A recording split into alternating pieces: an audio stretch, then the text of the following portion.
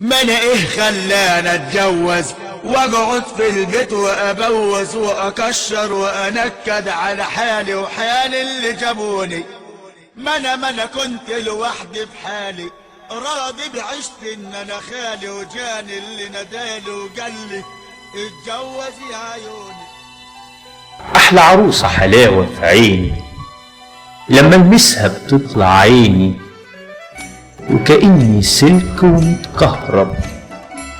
كل ما اقرب منها تخاف وتقولي بعمل في خشاف، بتشوف وشي دايما تهرب.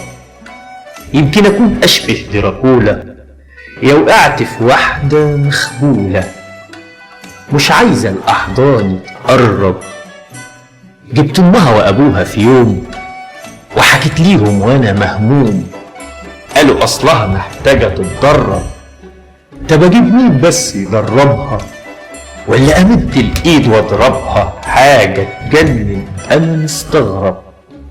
قمت قعدت في لحظة طيش فكرت اتسحب بشويش وعملت ان انا عايز اشرب.